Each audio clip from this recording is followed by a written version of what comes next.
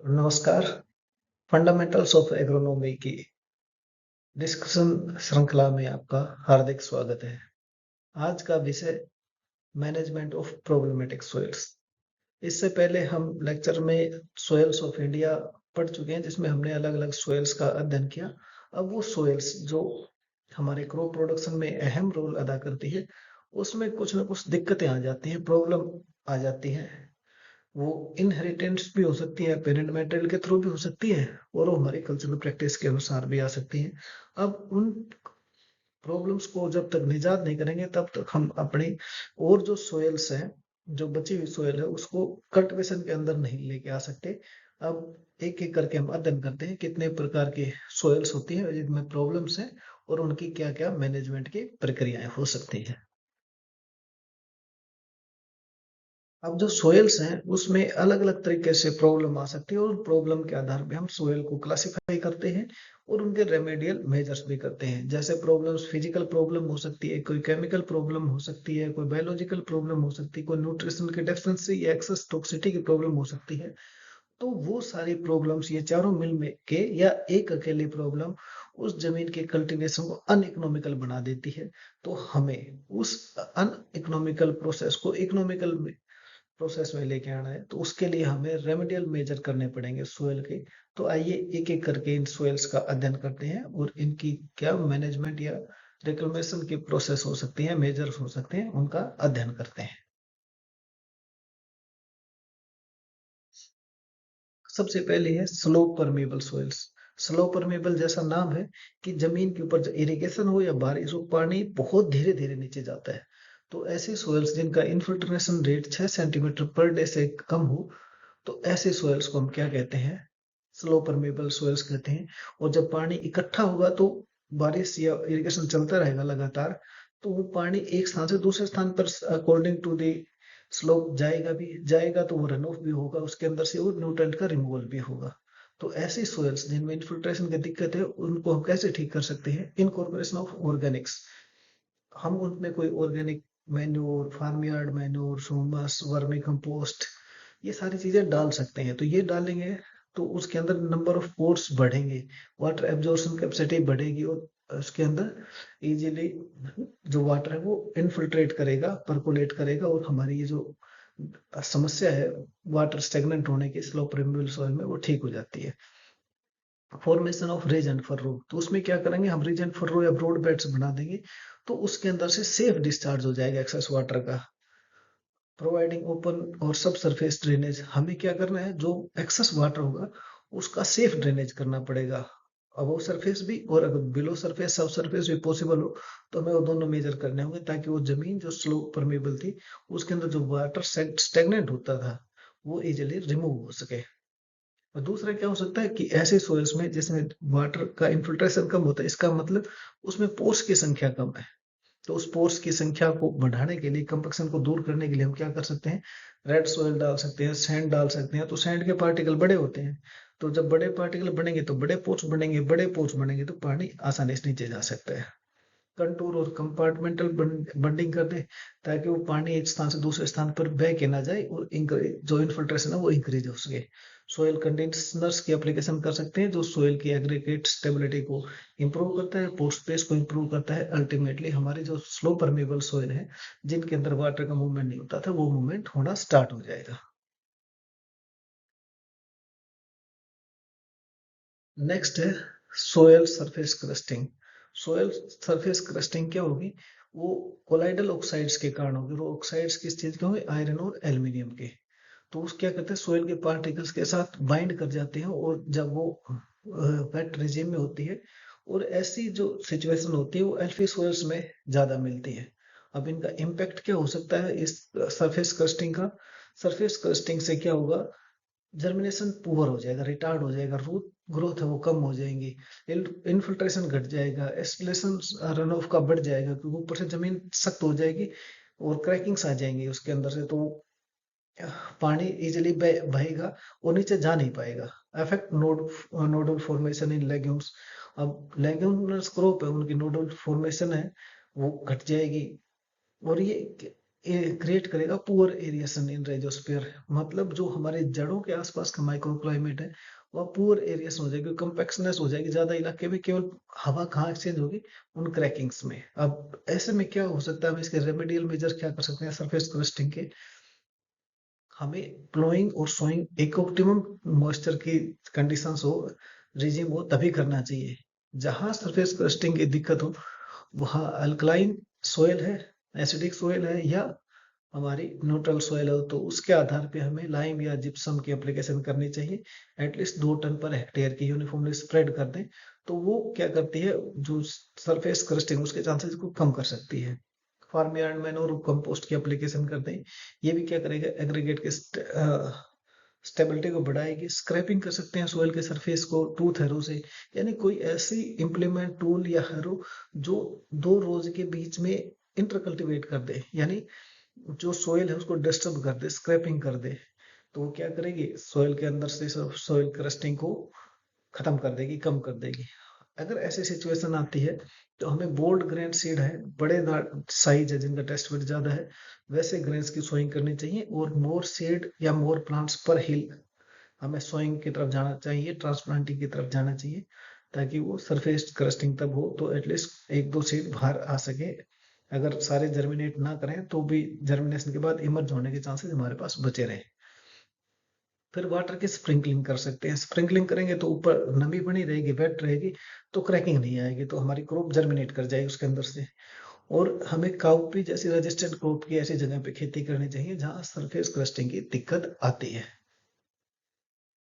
तो इस प्रकार इन अलग अलग रेमेडियल मेजर से हम क्या कर सकते हैं, सोयल्स को ठीक कर सकते हैं, सोयल की जहां क्रस्टिंग की दिक्कत है वहां क्रॉप का कल्टीवेशन कर सकते हैं। उसके बाद आता है सब सोयल हार्ड पास। अब ये हार्ड पास कहाँ मिलेंगे, जहाँ रेड सोयल्स होंगे। अब रेड सोयल्स में क्या खास बात होती है कि रेड सोयल्स में जब वाटर नीचे जाता है, elevation of clay to the subsoil surface, तो क्या होगी, वो जो सोयल है वो मूव, उसका क्ले पार्टिकल है नीचे मूव करेगा, नीचे मूव करेगा तो उसके साथ सीमेंटिंग एक्शन होगा आयरन, एल्यूमिनियम और कैल्शियम कार्बोनेट का। जब ये तीनों क्ले के साथ मिलती है तो हार्ड पान बन जाता है सतह के नीचे, और इस सोयल की हाई बल्क डेंसिटी हो जाती है 1.8 मिलीग्राम पर मीटर क्यूब से ज्यादा। तो इतनी हाई बल्क डेंसिटी में क्या होगा, इन्फिल्ट्रेशन रेट घट जाएगा। जब इन्फिल्ट्रेशन रेट घटेगा जमीन के अंदर, तो इसका मतलब उसके अंदर वाटर होल्डिंग कैपेसिटी रहेगी नहीं, कम रहेगी। तो वाटर होल्डिंग कैपेसिटी कम है तो वाटर का मूवमेंट भी कम होगा, और अवेलेबल वाटर भी कम होगा। ऐसे में क्या होगा, जो एयर मूवमेंट है या वाटर का मूवमेंट है या न्यूट्रेंट का मूवमेंट है, ये भी हाई बल्क डेंसिटी वाले सोयल्स में लोअर साइड की तरफ जाता है, और जब लोअर साइड में होता है तो वो इकोनॉमिकल नहीं होती या अच्छी सोयल्स नहीं होती क्रॉप कल्टीवेशन के लिए।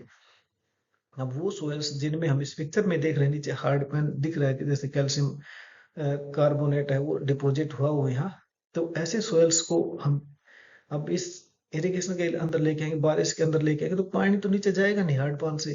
तो वो जो एनोरोबिक कंडीशंस, जो हमारा ऊपर का सोयल सरफेस है, जो कल्टीवेशन के लिए यूज होता है, वो तो कल्टीवेशन के लिए, क्रॉप कल्टीवेशन के लिए ठीक नहीं रहेगा। तो ऐसी कंडीशंस को, ऐसी परिस्थिति को ठीक करने के लिए हम क्या कर सकते हैं, चीजलिंग कर सकते हैं।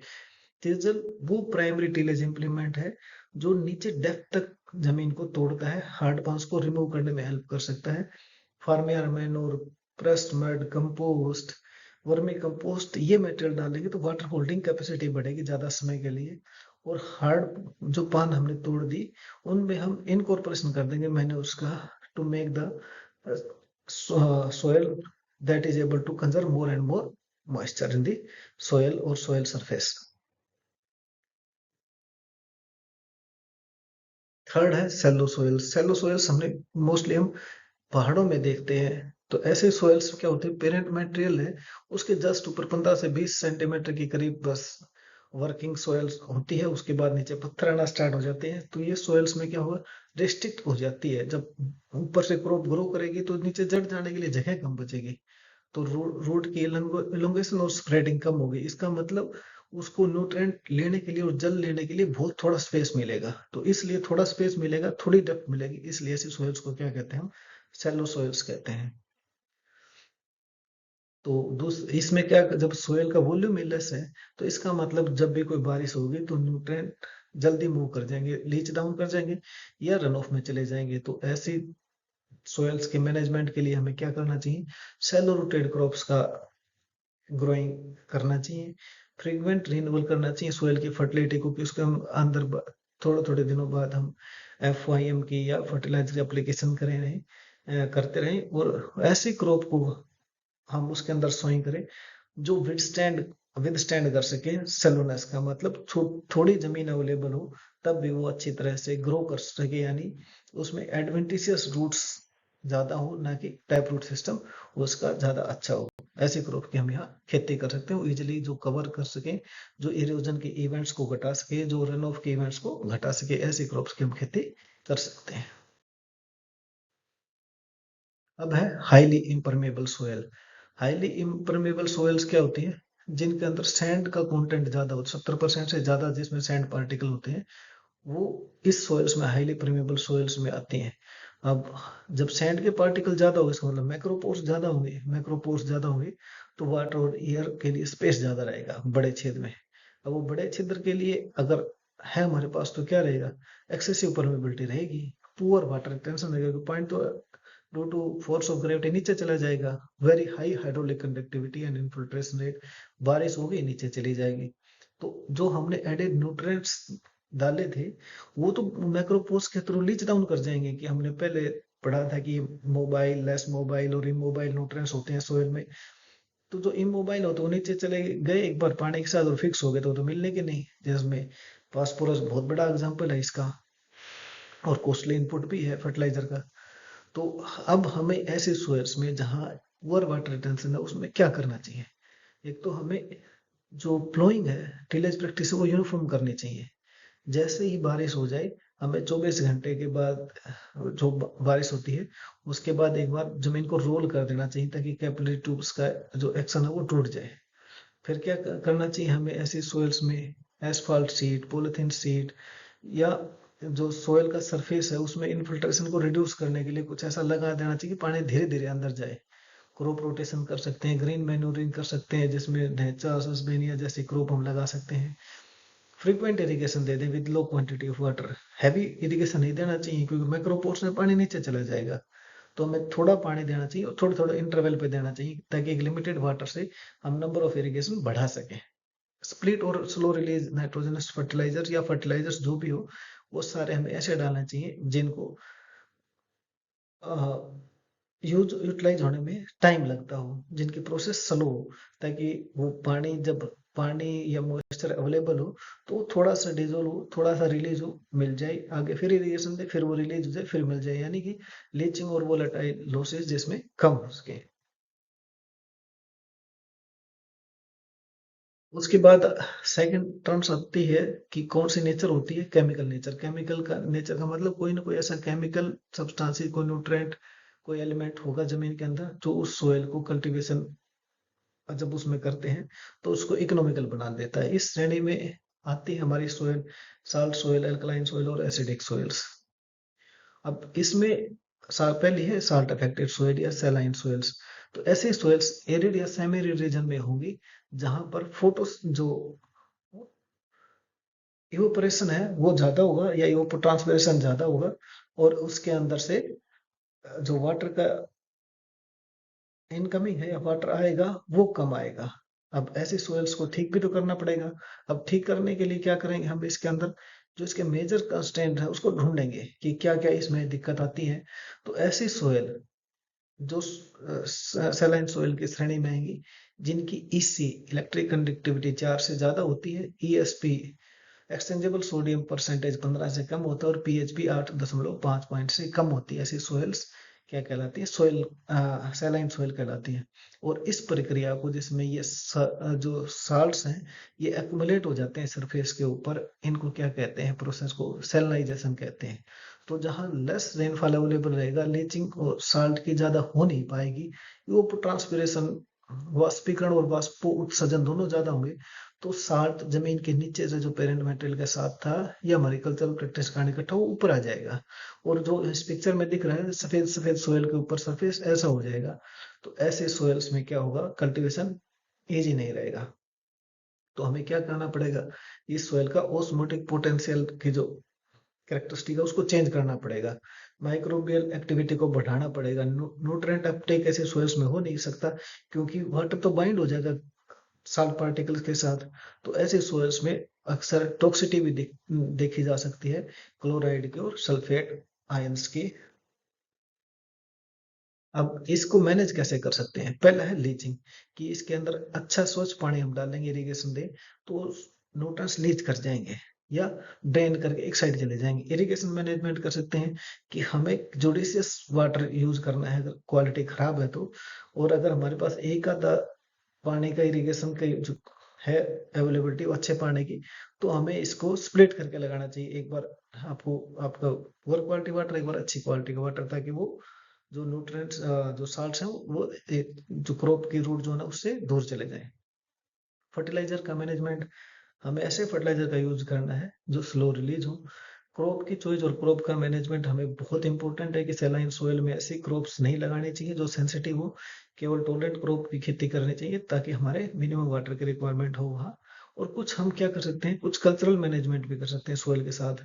जैसे अगर हमने रिज फर्रो बनाए हैं या बेड बनाए हैं, तो हमें सेंटर में सीड की प्लेसमेंट करनी चाहिए उस बेड के।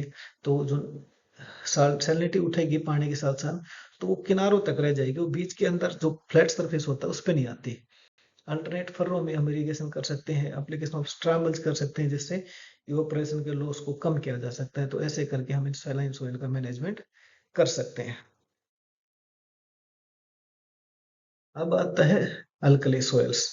अल्कली सोइल्स में एक बड़ी इंपॉर्टेंट चीज है, इसमें ईसी 4 से कम होती है, ईएसपी 15 से ज्यादा होती है, और पीएच इसकी 8.5 से 10 के बीच में वेरी करती है। तो ऐसी सोइल्स हमने सैलाइन सोइल में देखा था कि ऊपर का जो सरफेस है वो व्हाइट हो जाता है।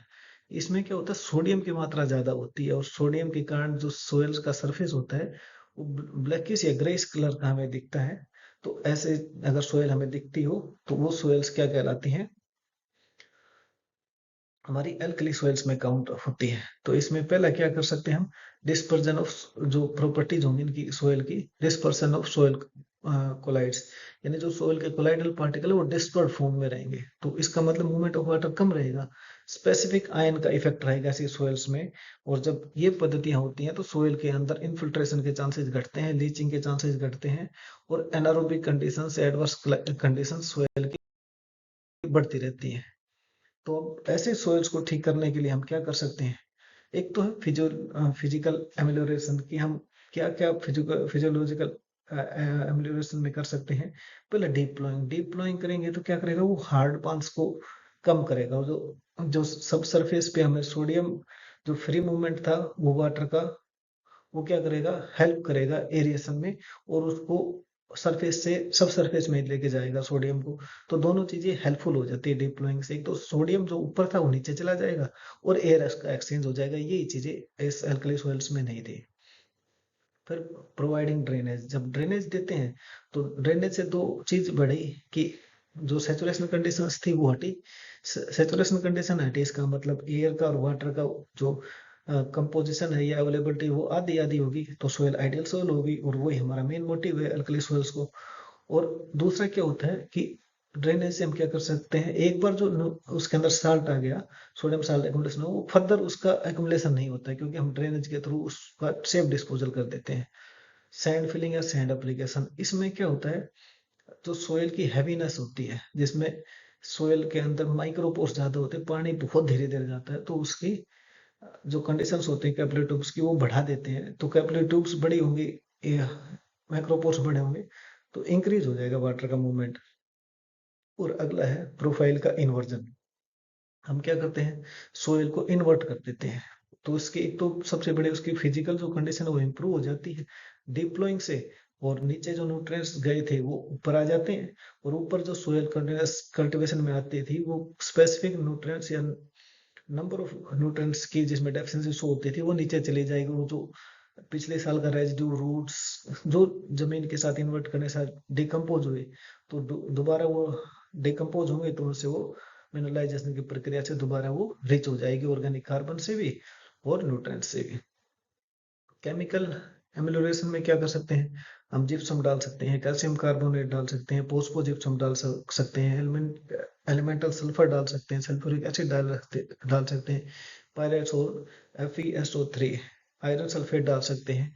अगला है सोयल्स ऑफ क्रॉप। बड़ा इंपॉर्टेंट है कि हमें अल्कली सोयल्स में भी सैलाइन सोयल की तरह कोई भी सेंसिटिव क्रॉप को नहीं लगाना चाहिए। तो क्रॉप की चॉइस बड़ा इंपॉर्टेंट रोल अदा करती है इसकी सोयल्स को ठीक करने में। अगला है saline alkali soils. Saline alkali soils में क्या होता है, ये भी सोयल्स वो होते हैं जिनका इसी तो 4 से ज्यादा होता है, ESP भी 15 से ज्यादा होता है और pH 8.5 से ज्यादा होती है। तो सैलिनिटी में साल्ट इकट्ठे होते हैं और एल्कली में सोडियम इकट्ठा होता है, और इस प्रक्रिया में सैलाइन अल्कली सोयल में दोनों प्रक्रियाएं होती हैं। तो इस सोयल्स में हम जो ठीक करने की पद्धति है, इनको अगर साल्ट ज्यादा एक्यूमुलेट होते हैं तो सैलाइन के अंदर हमने जो ट्रीटमेंट किया था लीचिंग का और उसके अंदर साल्ट के रिमूवल का, डीप फ्लोइंग का, वो कर सकते हैं। एल्कली सॉइल्स में हमने जिप्सम की एप्लीकेशन करी थी, हमने उसके अंदर सल्फर का, एलिमेंटल सल्फर का प्रयोग किया था। तो ये दोनों तरह के तरीके इसमें यूज हो सकते हैं और इसमें चॉइस ऑफ क्रॉप बड़ी सिलेक्टिव हमें करनी चाहिए। किसी भी सेंसिटिव क्रॉप या हाई न्यूट्रिशन और हाई वाटर रिक्वायरमेंट क्रॉप की खेती यहाँ नहीं करनी चाहिए। Acid soil. एसिड सोयल जैसे नाम से पता चलता है कि ऐसे सोयल जिसमें हाइड्रोजन आयन की कंसंट्रेशन ज्यादा हो एक्सचेंजेबल साइट्स में, और ऐसे सोयल्स का पीएच जो मान होता है वो बहुत कम होता है। अब जब पीएच कम है तो इसका मतलब इसमें क्रॉप की सिलेक्टिविटी भी बहुत लिमिटेड है।